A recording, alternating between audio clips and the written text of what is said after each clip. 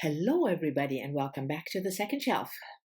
You probably know that I am one of the judges of the Booktube Prize.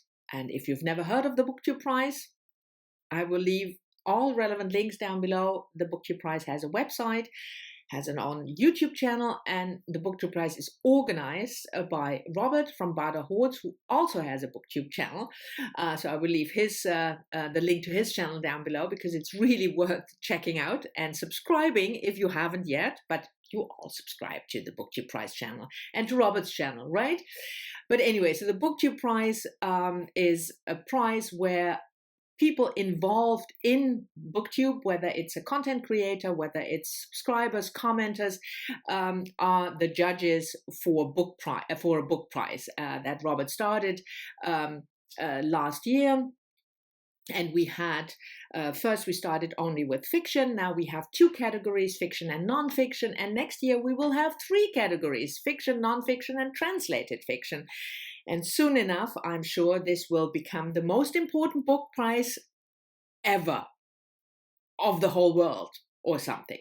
Anyway, I think it's a fabulous idea, and I cannot thank you enough, Robert, for coming up with the idea and for organizing it all and for, trying to get enough judges and emailing the judges if they don't, so that they are in time with their ranking. Anyway, so there is a field of 48 in the beginning that we ourselves decide which 48 books are the books to start with, and then we work our way to 6 finalists. And at the moment now, we have finished the semifinals.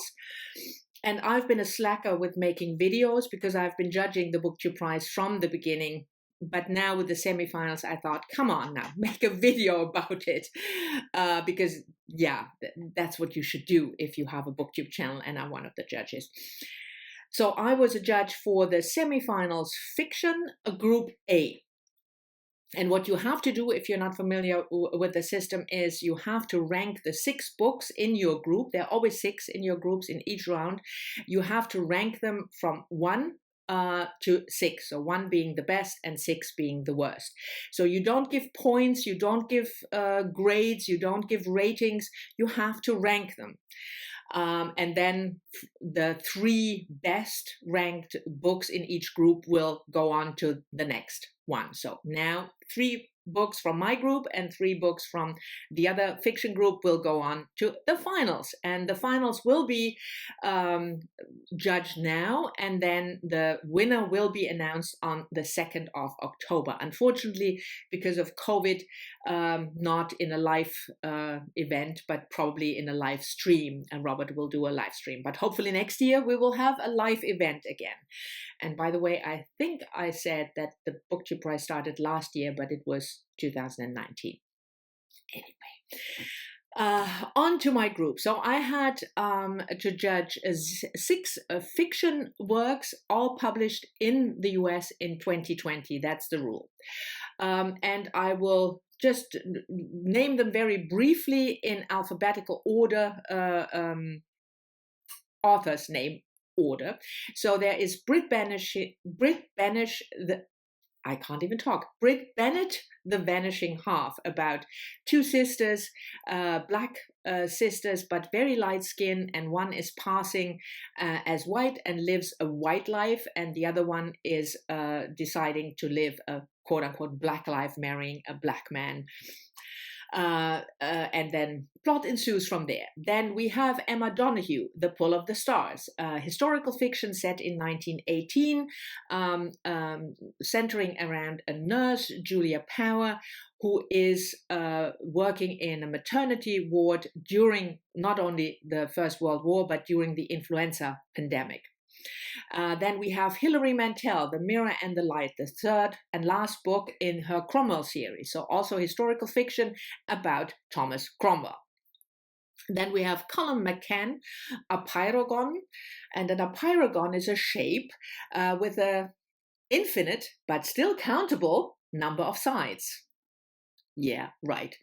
And it's about the Israeli-Palestine conflict.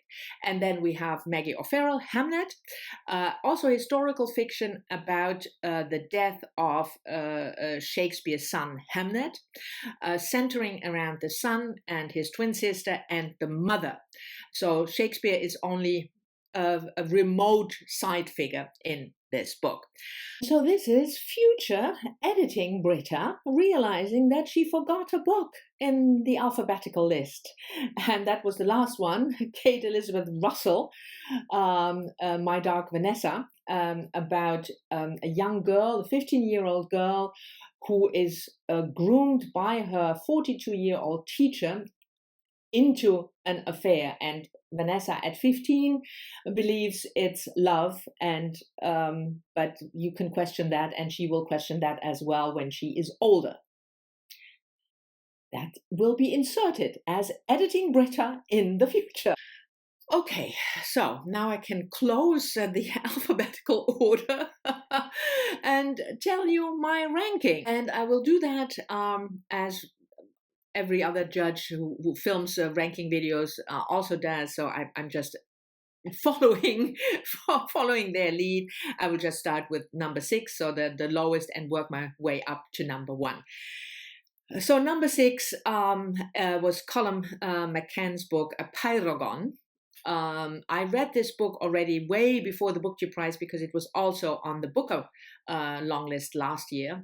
And I can't remember whether it made the shortlist, and the book really irked the bloody hell out of me. Colum McCann is an Irish writer, and he and I, we don't gel. I mean, his books and I, we don't gel that much. But there are a couple of books that I thought were okay, but this one, it's probably the last book I've ever read by this author, because it was, in my opinion, just awful, in the sense that it was highbrow, trying too much, being really witty, intelligent, and literary. And I hate that. So it's about two men, a Palestinian man and an Israeli man, and it's set in present day, and they both lose a child in that conflict. So not by illness or whatever, but due to the conflict. They are real historical figures. I mean, not historical, they are gave interviews how they try to, come to terms with each other. And then Colum McCann thought, I'll make a book out of it because I'm a white author and I really understand the Israel-Palestine conflict down to the T.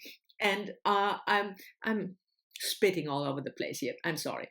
So first of all, it's not a novel, because it's just taking interviews that those two men gave and making it in a format and then calling it a novel, inserting some fictional characters.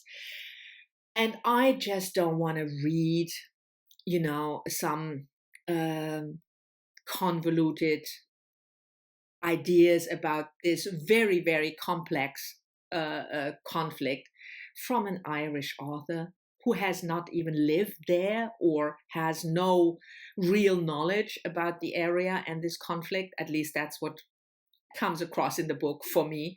So no, number 6, definitely. Number 5, for those of you who follow my channel, not a surprise, because I already discussed the book for the Women's Prize, because it's also shortlisted for the Women's Prize, and that is Brit Bennett. I'm having problem with that name, Vanishing. Brit Bennett, Vanishing Half. As I said, it's a story over many years, starting when the sisters are children, and then up to the present day when they are grown women and having their own children. And it is about the separate lives that they lead after one sister decides to pass as a white woman and lead a white life, and the other one decides to lead a life within the Black community as a Black person. And then, of course, they meet up again and, plot. My issue with this book, I will link my review that I did, a separate review for the Women's Prize in the description box. But my main issue, description box, geez. My main issue was really with the plot. I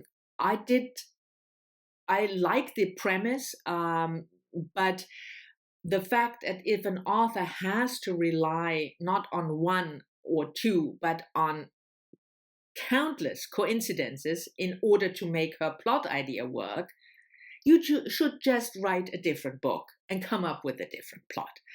I think that's lazy writing, it's lazy plotting, and I don't like it. And I didn't find the characters very interesting. I didn't find what she does with the whole passing very interesting. I mean, Nella Larson's book, Passing, sorry, Sean, I know you don't agree, but way, way better.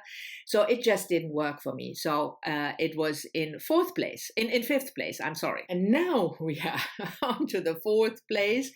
And again, number 6, 5, and 4 means that I think these books shouldn't advance to the next round. So in number 4, and for those of you who have watched my Friday Reads 2 days ago, not a surprise, it's Emma Donohue's book, Pull of the Stars. Very interesting topic, the influenza pandemic during the First World War, a nurse struggling with her patients who are all pregnant women about to give birth, but who also have influenza. The whole pandemic theme, with the war in the background, and I just didn't know. Again, I will leave a link to my, it was not a Friday Reads, by the way, it was the Tops and Flops last Friday. So I'm confused today. But anyway, I didn't like the writing. It was very Snapchat writing. So you have one sentence and then a paragraph and one sentence and another paragraph. And I'm not talking dialogue, but just regular description or whatever. I thought the way she inserted, and by she I mean the author, inserted information was very boring. I learned a lot about being pregnant and giving birth in 1918, but it read like a manual written for the nurse, and it was not for me incorporated in any meaningful way in the story. But the writing is what graded me most, and I was never a fan of Emma Donoghue. I have to admit that. I didn't like Room. I thought it was not a good book. So I didn't go into it with high expectations, except that I really like the topic and the setting, but it didn't work for me. So 4th place. And then the 3 books that I obviously thought should advance, and that was My Dark Vanessa, Hamnet, and the Hilary Mantel. Start with number 3, Hilary Mantel. Right off the bat, I'm not a fan. I don't like the books, none of them. It's not my type of historical fiction. And especially this part, the last part of the Cromwell series, I felt should have been edited. Way too long, the second part, certainly, as if the author couldn't quite say goodbye to this project. That's how it felt. Like, oh, I just want to, go on and on. But again, like with the Pull of the Stars, it's just not my type of style, my type of writing. I feel that it's trying to do too much, too many characters that are not really interesting. So I'm bored. That's my main thing. But I felt when I compared it to Emma Donoghue, I still felt that it did more than the Pull of the Stars in terms of historical fiction achievement. And that's why this book, The Mirror and the Light, made it in the 3rd place, and Emma Donoghue was 4th. Number 2 is a book that I also was not a big fan of, and that is Mary O'Farrell's Hamnet.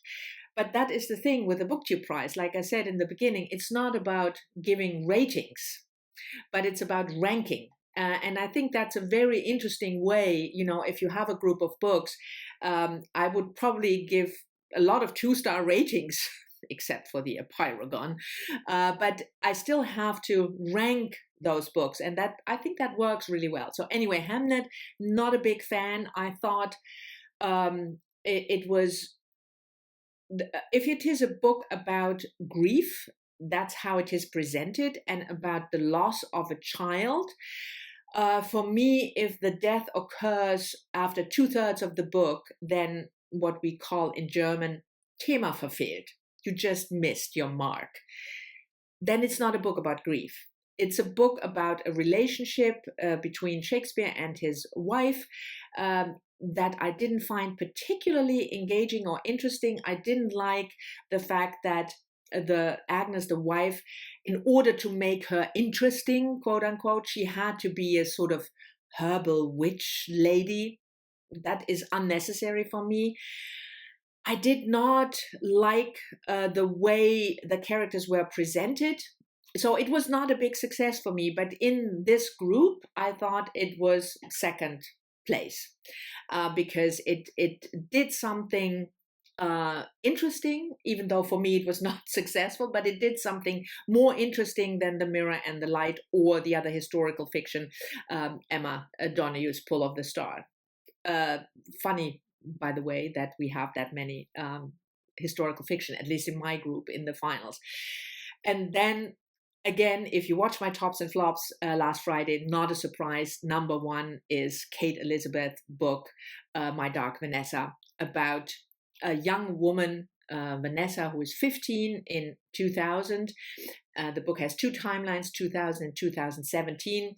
And when she's 15, she, in her view, falls in love with her teacher, who is 42, and they start a relationship, quote unquote, and they keep in touch even after Vanessa left for college.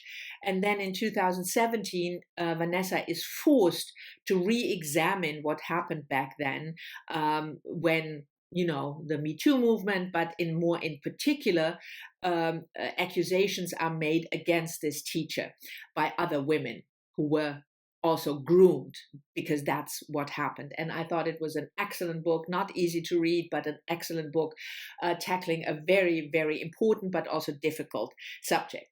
So there you go. This was my ranking of the fiction group B, and two of my books actually advanced.